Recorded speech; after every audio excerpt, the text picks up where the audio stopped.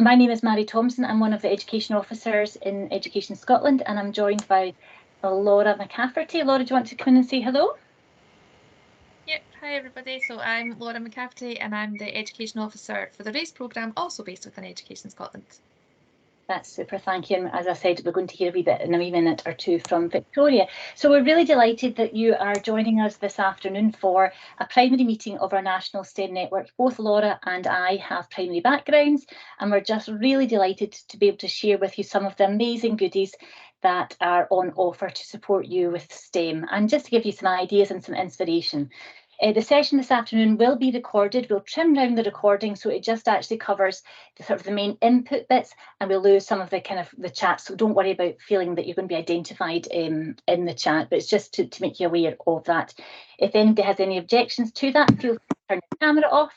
And if not, we'd love to see smiley faces and some interaction. So please, if you can, we'd love you to keep your camera on and give us a wave during the session. So as we're beginning today, we thought we'd just kick off. It is a really hot day, so we are really grateful for you coming and joining us this afternoon. So to kick us off, we just wondered if you'd even maybe pop into the chat, since we're thinking about STEM goodies, what goodie is it that makes you smile? And it could be anything at all. So feel free to come on mic, feel free to pop in the chat. Anything that makes you smile. Laura, you are fast on the buzzer there. You're saying chocolate makes you smile. Folks, let's see. So we've got Jennifer, in you come. Tell us what makes you smile. Hello. I'm actually going to see if it's on my desk just now, but it seems to, oh, here it is. Microscope. I love using this microscope. I got it from the SSERC from a course I went on, so it was a free goodie. And since then, my mum also brought me one, so I've got one at home. Digital microscope, and I love having it out in class and looking at things with the children, and at home looking at things under the microscope. Wow. I just find it entirely fascinating. Yeah, absolutely. And I think actually that joy and that fascination that just comes through in your description there, yeah, amazing to be able to see things up close and things that we can't actually see with our eye, to be able to see even closer. Right, we've got loads of people coming through in the chat. Thank you so much. People are saying from the start, we've got chocolate, music, sunshine, glue sticks. Emma, oh my goodness, a primary teacher at heart was actually, where are the glue sticks? Who's got them in the school? Got trees, stationery, microbits, lots of good fun, whiteboard pens, dogs. I am totally with you on that one, Mrs. Wilson. Yeah, pens, sunshine. So we've got a really nice mix of things that make it just actually bring us joy in a day, as well as things that we can use practically for our jobs and for our roles.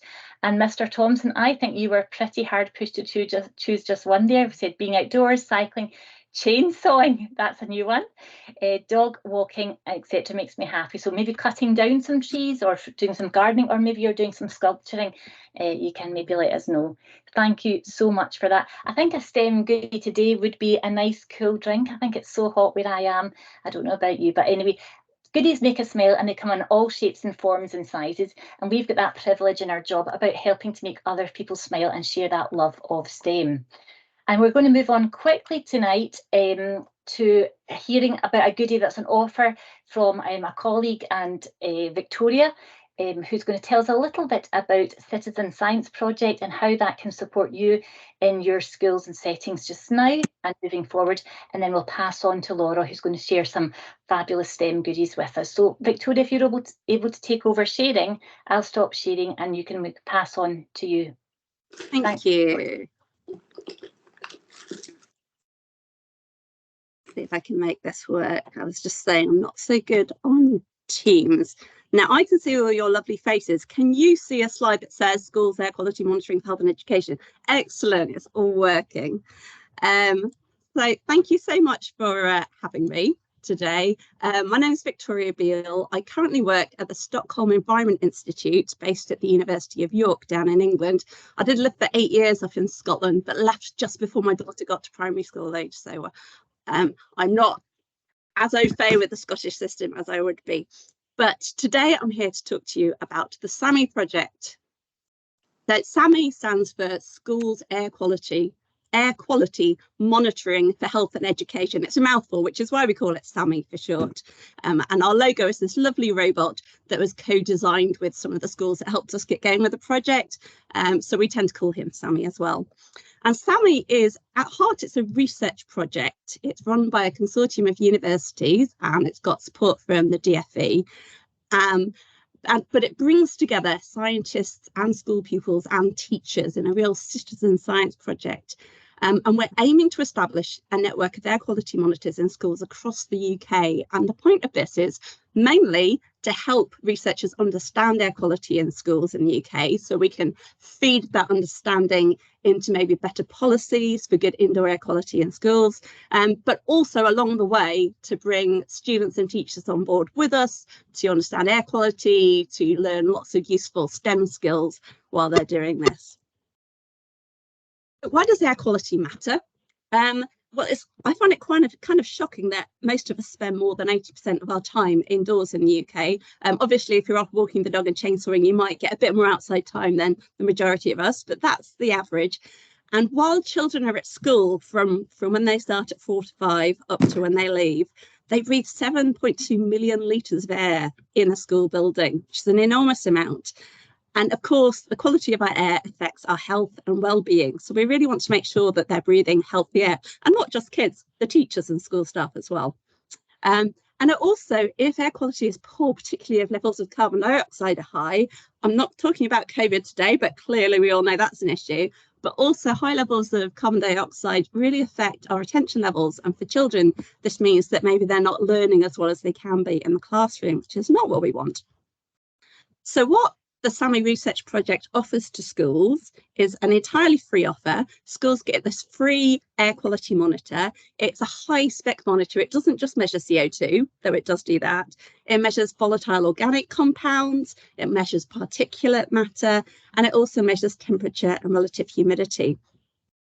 And rather than just being a little box that sits on the wall and flashes a few numbers, what we've done is we've worked with schools to develop a really interactive web app for pupils and teachers to use.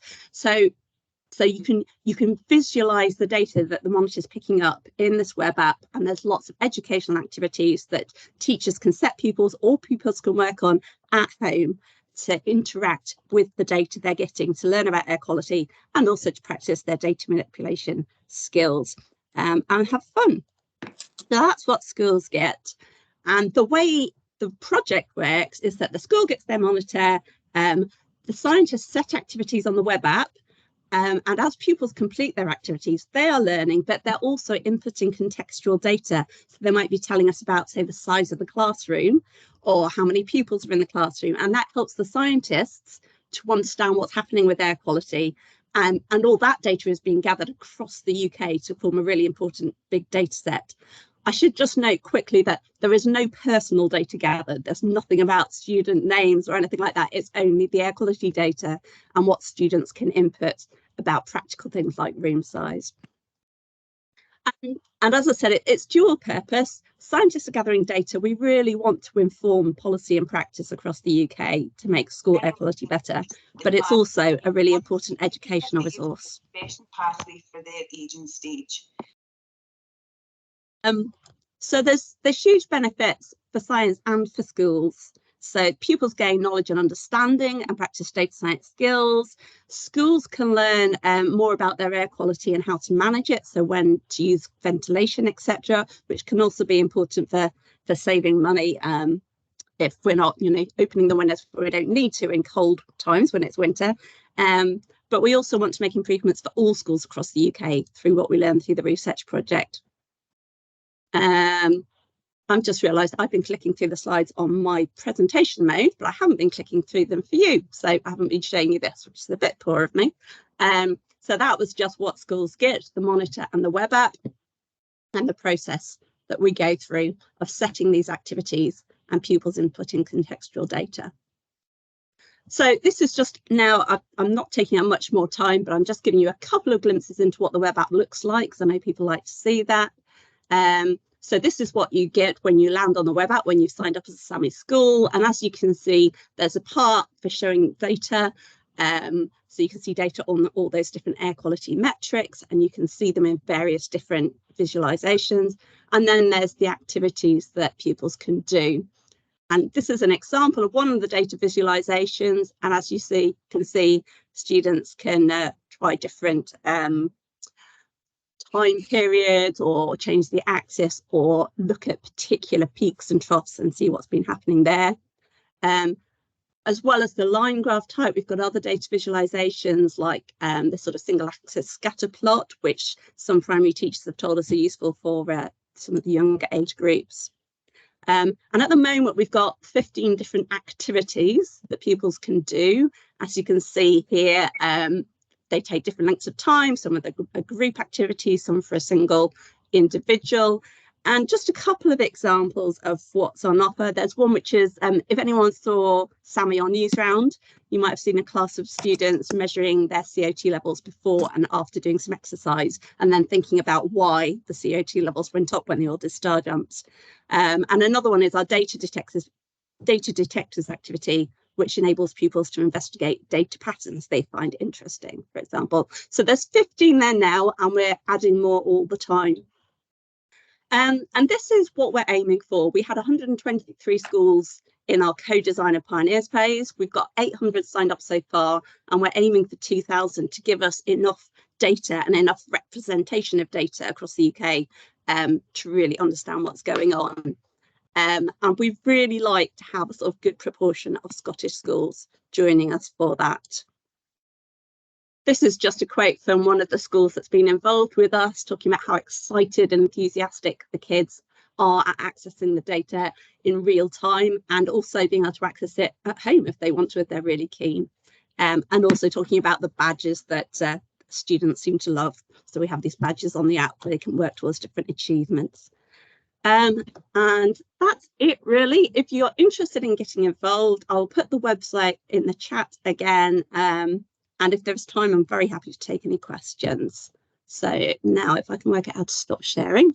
That's great, Victoria. Thank you very much. I popped in the wee link there to get involved. Thank you. And I don't think there's a wee chat question in the chat about what age group is best. Is this best?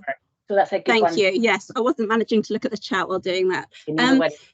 There's curriculum linked activities for all ages. The only ones we can't serve are purely early years settings, and that's more to do with data protection and child protection than anything else. But everything from sort of, key stage 1 in England, so age 4 and 5 upwards, there's things for. It's definitely a work in progress. So we've got 15 activities there now. They do cover a wide range of ages, but there will be more coming in as we go along as well. And what we're finding is that at the younger age groups, they're learning about, just general looking at data and experimenting and understanding what data is and looking at different numbers. And then at some of the older age groups, they're actually able to formulate their own hypotheses and sort of investigate those. And also we have activities such as, now you found out some results about air quality. How would you put those in a letter to your MP, for example? So quite a diverse range across the subjects. Thank you very much. Use the app on all devices. It's particularly good for tablets and computers, so desktops or laptops. It can be accessed on mobile, but that's not ideal. But we've mostly gone for sort of tablet-sized screens because we know a lot of schools use those. There's another wee question there, Victoria. Are the activities linked to the Scottish Curriculum for Excellence? Yes, some of them are specifically, and actually we've just started picking out those links and formulating them into text that we can put. So I've been over the last week, I've been doing some tweets on our Twitter channel, picking out those curriculum links for the different UK nations. So picking out some specifically for Scotland, and there'll be more of those coming. The main ones are in science, maths and geography, but there are other ones like creative writing and all sorts of other bits and pieces. But yeah, for data manipulation and learning about the environment around us and how what we do affects the environment and how it affects us. Those are some of the sort of key areas. Oh, Thank you to Jennifer, who says it looks brilliant. And Mrs. McMillan saying it's a great activity for our STEM committee to do throughout the school. So yeah, I think that's been a really super just overview for us. Victoria, thank you so much. And it's always great when we hear that something is free and actually it draws together lots of strands. And as folk on the call might know, we've just recently launched, well, in June, and there's a call to action coming out in September about the Learning for Sustainability Action Plan and how we want to do more around I suppose learning for sustainability and improving things in our world from an environmental perspective, but also other aspects for learning for sustainability. And this actually fits really nicely with that citizen science element and air quality. Sorry, Victoria, you've got your hand up. Do you want to just come in again? I just remember one thing I was going to mention briefly. I don't know how many of you know about the Young Engineers and Science Clubs programme. It's run by the Scottish Council for Development and Industries. Anyway, we've just partnered with them. So they deliver a climate smarter sort of STEM kit to schools that sign up. And so the SAMI monitors are going out with them as part of that. And we're looking for other organisations to partner with, but SAMIs are available to anyone. So you don't have to be part of that in Scotland to join up. So. And I'm just noticing we've got quite a number of folk on the call this afternoon. So I'm sure that if people are thinking ahead, they'll be clicking on that, link potentially, and you might have lots more Scottish schools signed up. But anyway, thank you so much.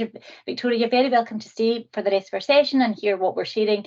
But if you decide that you have to head off, thank you so much for coming along and sharing with us. That's been really useful and really helpful. Hey, I will stick around if that's okay. That'll be really interesting for me. Thank you.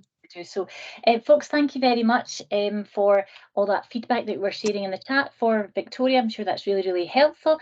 And we're just going to pass on now to Laura, who's going to share the next tranche of STEM goodies that we have available to support you in your practice and your setting.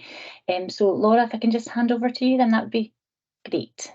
Perfect, thanks Mary.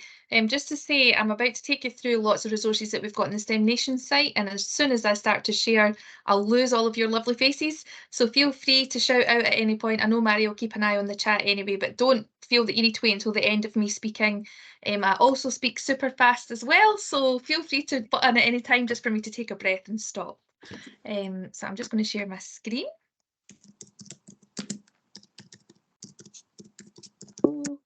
And Mary, can you let me know if you can see that? We absolutely can, Laura. And just to say to folks, everything that Laura is going to share can be found from the link that I've shared in the chat. So you might want to just have a watch of the kind of whistle stop tour that Laura gives us, but you can access everything afterwards. So don't worry about writing it all down. Perfect, thank you. Okay, so on the STEM Nation site, if you were to click on this resources tab here, it would take you to a landing page that basically has whatever sector you're from. You can choose where you go to find the resources that you're going to be looking for. So obviously today we're going to be focusing on primary resources. So if you were to click on that, it brings you here. So as I mentioned earlier, I am the Education Officer for the RAISE programme, and you'll see that some of these resources have a little RAISE badge in the corner. So that just shows you who they've been created by. The people in the RAISE programme, so the STEM development officers, are either primary or secondary teachers, which means that these have been created by practitioners for practitioners. And you may think that there's a little bit of bias there from me being part of the RAISE programme, but they are very good, tried and tested resources, so I'm not blowing just my own trumpet. So the Science Planning resource was created a few years back, and it's a resource with every experience and outcome from early to second level has a planner. So basically it looks something like this. It shows you the experience and outcome, the prior knowledge before and the experience and outcome after as well, anything that the pupil should already know, suggested learning experiences, benchmarks, skills, common misconceptions. So you can see there's a lot of detail in there. It's got additional links, IDL opportunities, links to assessment, science capital, and anything else that we think would be useful. I would like at this point to say that these are not here to tell you exactly what should be taught for each ENO. It's to give you some ideas and to allow you to be able to use that, but they're there for every early first and second experience and outcome for science. And because the feedback that we got from that was so positive and practitioners were really saying, you know, this is really, really helpful. The other gap that we were finding in our local authority surveys, but also in national surveys, was not for the full part of technologies, but because technology is changing so rapidly, there was also a gap in confidence, practitioner confidence in teaching technologies as well. So we decided to create a similar technologies planning resource for every experience and outcome. Again, early first and second levels, it shows you what comes before, what comes after, with some suggested learning experiences. It looks very similar. We've gone through exactly the same. Instead of it being science capital, it's technologies capital, suggested assessments, IDL opportunities, links to other resources which might be useful, key questions. So it follows the same format. The feedback that we've had from this hasn't been maybe quite as successful as the science planning resource, because people are saying that they're looking for a progression pathway or something to tell them exactly what should be taught in primary 1, what should be taught in primary 2. And whilst that might be helpful within individual schools and for local authorities, for us as sharing something nationally, that's not what we would do or how we would work, simply because a progression pathway isn't the same and one size fits all. These are not prescriptive. These can be used by anyone at any point and ideas can be taken from them. Gillian Eves in Fife, who unfortunately can't make it this evening, she's the Education Support Officer, and I've written down what she sent me in an email that she wanted to share with you all of how her authority in Fife have used these. So she's used the science planning resource and the technologies planning resource, and she calls them tools, which I think is the perfect way to sum them up, because they're there as a little help, but they're not there to say this is exactly what you should do. So they've both been included in their new progression planners to support the teachers with their planning of engaging and progressive learning, teaching and assessment. She said that they feel that they're such a supportive resource, giving all teachers of varying experience an excellent starting point and ideas for planning. So I couldn't have summed that up any better than she has. It's a starting point. There is a little scaffold. It's for people who are not feeling so confident, but it's just there for some ideas. And again, you can download these, you can use them in any way you like. I would suggest if you are downloading them, you still keep them electronically, because obviously all the hyperlinks won't work. I know some schools have gone down the route of printing them all off, but I'm not being responsible for the LFS paper on that side of things. So yeah, they're quite lengthy, but they are for you to use. Moving on to engineering. So as I mentioned earlier, we have local authority surveys, and also we look at the national practitioner surveys through STEM in Education Scotland. And one of the biggest gaps was in engineering, the lack of confidence within engineering and being able to deliver that within the classroom or in early year settings. And the funny thing was, when you're in schools, you can see engineering all the time, but sometimes it's not identified. So and I'm quite sure a lot of you here on the call will do something like bridge building, you'll do den building, you'll do loose parts play, but you'll call it simply den building or bridge building. And sometimes all it is a shift in the language that you use. So instead of saying today you built a bridge, today you engineered a bridge, talking about the types of engineers, what's involved in engineering. And it's a simple shift in your own mindset that helps to have the pupils understand what engineering actually is. So the STEM Development Officer in West Lothian, the one in North Lanarkshire, and a practitioner in West Lothian who was interested in engineering delivered a programme of live CLPL sessions based on the engineering design process, the engineering habits of mind, and then the STEM Development Officer in Aberdeenshire extended the learning by doing a story planner to go with Rosie Revere Engineer. So they delivered that as a live session. And I said that was great, and actually the feedback was really positive. We saw an increase in the percentage of people's confidence, so it went from something like 32% to 48%, so we could really see that it was making a difference. But we thought about, well, what about when people want to look back on that, or what about if people have missed that session? So basically on here is an anytime learning that you can go in. It's a voiceover presentation for the introduction to engineering and the design process. It's a voiceover presentation for the engineering habits of mind, and a link to Kim's resource there for Rosie Revere Engineer. There's a whole set of planners that you can use for that, and she's also done a wee presentation to show what it looks like and how she's used it. There's a case study also on Rosie Revere Engineer. So Kim in Aberdeenshire went to a school that was a one-teacher school, primary 1 to primary 7, all in the same class, which is obviously extremely difficult. And she took Rosie Revere Engineer with her, and she took Make Do with her. And she'd made loads of plans before she got there, but actually when she was in the classroom was when things really came to life.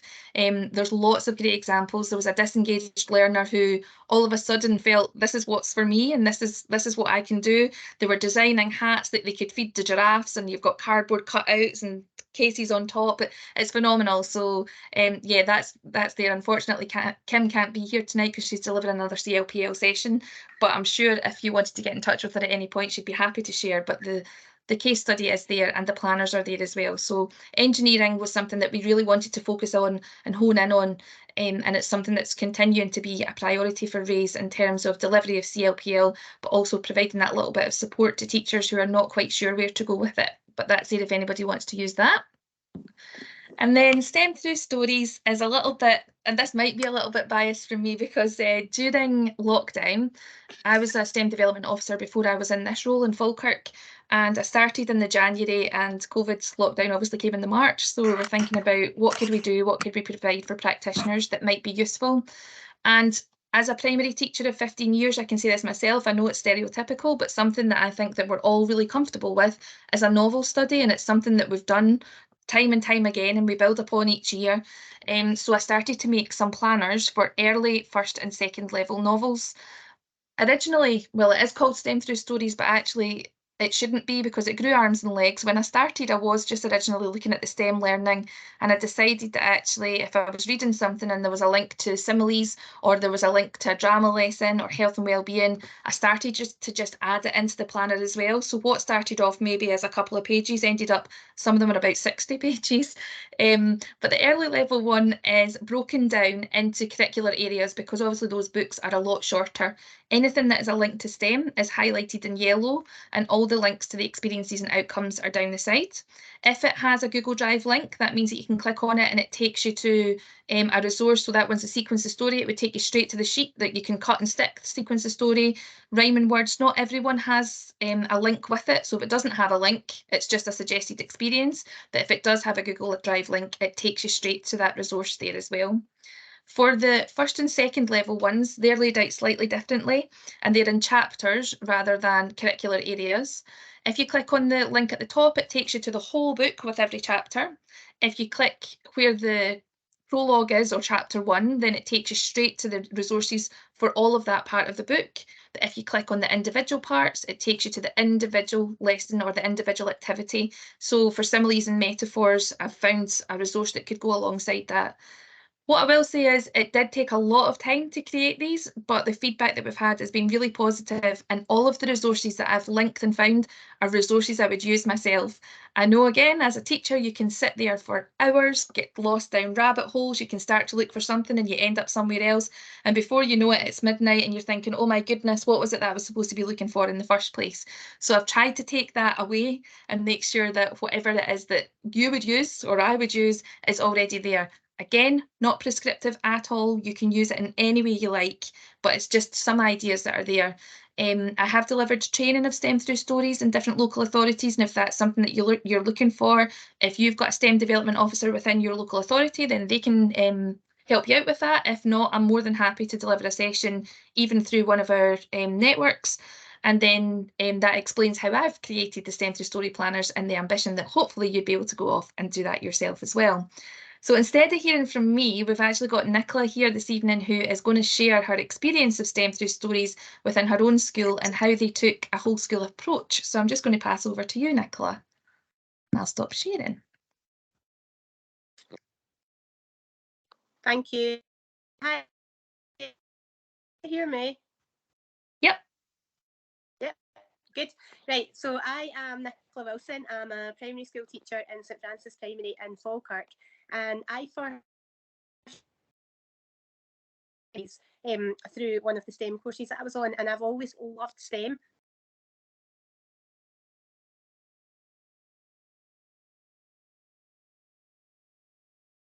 So I was away from that training, absolutely desperate to get into my class. Story, Harry Potter, the book was absolutely 100% brought to life.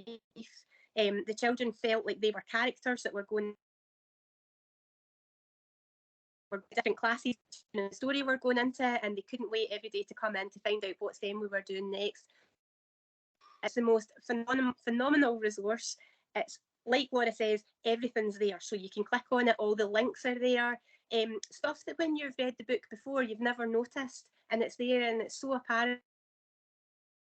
I've never done this before. So said to all the college, as a whole school, each stage we do a STEM Through Stories as a topic. So we do a novel study as a topic, and there is so much in it. So last year I had primary 7, and we were doing Goodnight Mr. Tom, and we did that along with World War II, and absolutely everything was there, every single and everything at the click of a button. All the resources were there. It's currently going on in school just now. A teacher was doing all about genetics with little Mr. Men and little Mrs. today.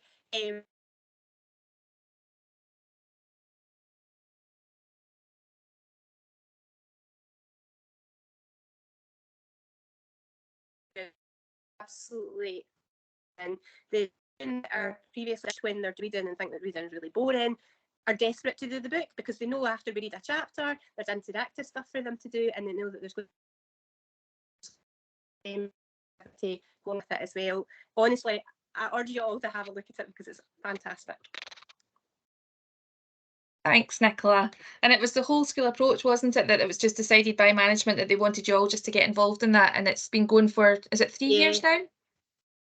I think this is possibly the third or no, this is the 4th year, I think, that we've maybe been doing it. Yeah, and the primary 1 teachers, they do it with their wee ones as well. We've got fairy tales, Jack and the Beanstalk, there's always something going on all the way through to primary 7. Well, it's absolutely great. Perfect, thank you so much. Oh, somebody's just put a wee comment in the chat there, so you can download E's and O's planners, but not the STEM Through Stories files. Oh, just wondered if anybody else had found that too. That is a good question. I know, I don't know. I couldn't get the engineering ones down either, actually, but don't know if it's just my end. Because the STEM Through Stories is really good, because I've done maths through stories. Yep. And I'm quite interested in the science ones and STEM ones as well.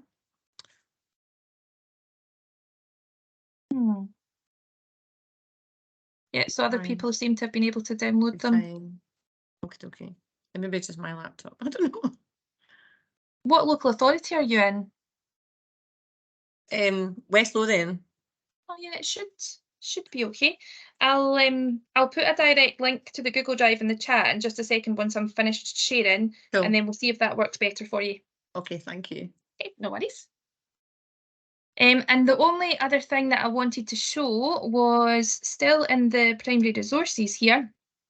You'll see that there's North Ayrshire have created an early level outdoor science resource. So it's called early level, but actually it covers early first and second level because there's lots of challenge in there. This has basically flown off the shelves, if you like. Practitioners in North Ayrshire have been really enthusiastic and given great feedback about it. Other STEM development officers have delivered training on the resource, and everybody else is really crying out for it, I think, because LFS is such a huge priority just now as well. We're trying to get more pupils outdoors. What I will say is we did look as a network, because this was so popular, we thought, okay, let's get together and create a first level resource and let's create a second level resource, but it's not going to work the way that we initially anticipated. So we thought we could use this template and create something for first and second level, but because there's so much challenge within this, there would be a lot of crossover. So as a network, we are still focusing on outdoor learning, but it might be sort of, here's a link to something you could do for outdoor learning to do with common context. So if you were teaching the Romans, here's some outdoor learning that you could do with that. If you're teaching transport, here's some outdoor learning that you can do with that. So we're bringing an outdoor learning strand to everything that we're doing, but we're not going to create a resource that looks exactly like this, just in case anybody was looking for something like that. Perfect. I'm going to stop sharing now and see if anybody's got any more questions or feedback. And if not, then Mary, I'll hand back to you if that's okay. Laura, there's lots of really folk chipping in and saying that actually the planners look fabulous, the tools are great, and some people also saying that how they've used them, which is really encouraging to hear as well, which is super to hear. And there's a wee question specifically around, is there anything linked specifically to planning for choices and changes within health and wellbeing? Not that I can think of off the top of my head, unfortunately. I'm wondering if even linked to some of the career education DYW aspect of planning for your future and thinking about where that might take you and experiencing some of the jobs that we have. So we've probably got links and resources that we can share with that, which we'll maybe do as a follow-up, if that's okay, Linda. But I think certainly some of around that planning for your future, thinking about that, linking to DYW might be a good angle, and just some of the opening up children's thinking around some of the STEM jobs that are out there. Would that be helpful? Is that the kind of thing? I think we had Paul on the call, who's probably already got a resource around that. I don't know if Paul is still on the call and is able to kind of maybe share something around that, because I know that's a piece of work he's specifically done too.